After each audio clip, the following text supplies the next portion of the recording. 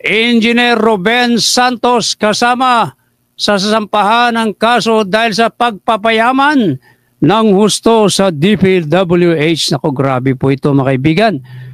Ito po ang impormasyon. Who is Engineer Ruben Santos Jr., the richest engineer who lives in DRT Bulacan, na may magarang bahay, maraming sasakyan at kinikilala sa kanilang lugar dahil sa pamumudmod ng ayuda. Tinanggap naman ito ng mga residente na hindi alam ay galing sa Ghost Flood Control Project.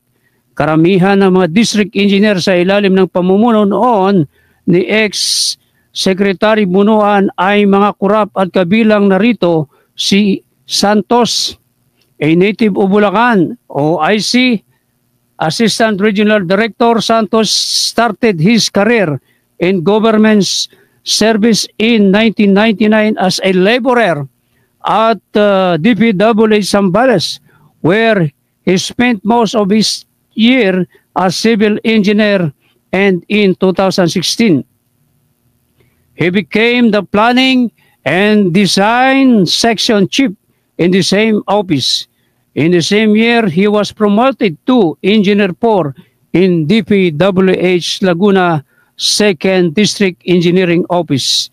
In 2017, he was appointed as officer in charge Office of the District Engineer in Camarines Sur, 1st District Engineering Office, before he was reassigned as District Engineer of Bulacan Sub-District Engineering Office on February 7, 2023.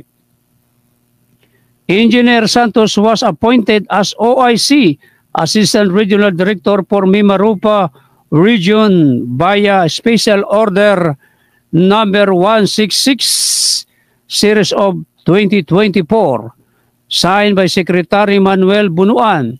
Saldico, 17 others to face multiple RAPs over flood control mislook the Independent Commission for Infrastructure turn over its initial findings to the Office of the Ombudsman, recommending charges against Ako Bicol Partners Representative Elizalde Saldico and 17 others individual over in an anomalous 289.5 million road dike along the mag-asawang Tubig River in Nauhan, Oriental Mindoro. Charges of graft, malversation, and falsification of public documents are recommended against Ku Mimaropa District Engineer Gerald Pacanan, Assistant Regional Director Jen Ryan Altea, and Ruben Santos Jr., among others. The Independent Commission for Infrastructure hand over its initial finding to the Office of the Ombudsman, recommending charges against at least 18 people over an anomalous flood control project in Oriental Mindoro. The project is 289.5 million road dike along the mag-asawang Tubig River in Nauhan, Oriental Mindoro.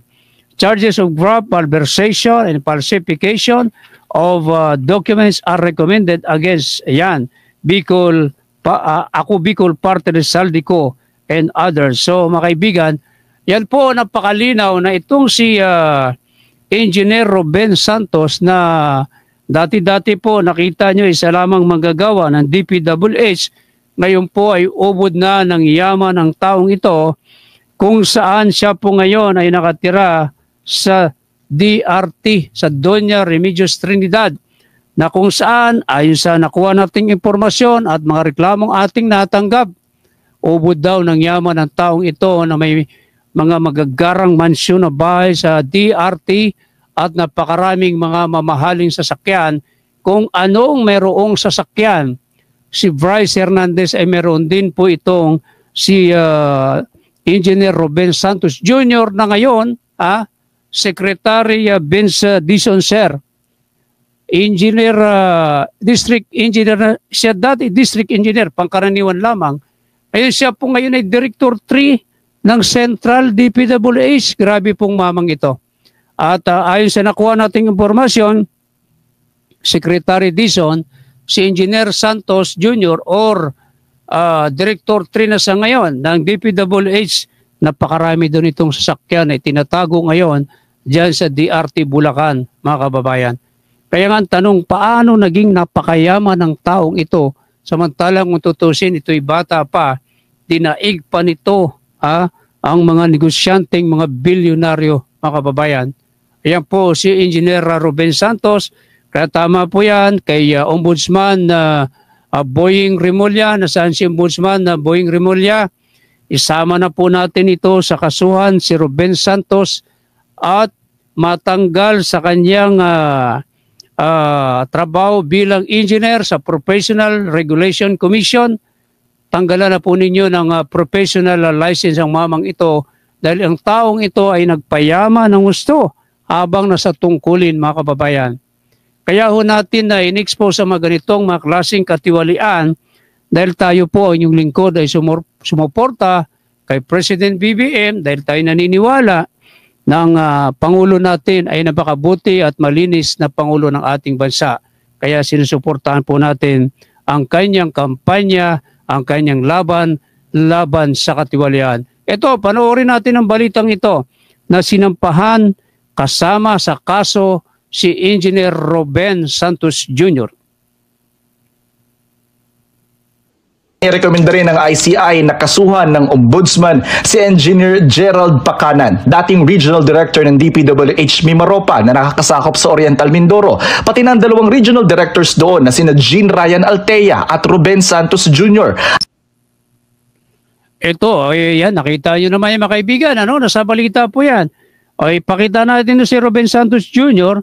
bilang Assistant Regional Director. Siya po'y nakapag-approve, review, approval, certification of statement made in support of progress payment to SunWest, mga kaibigan.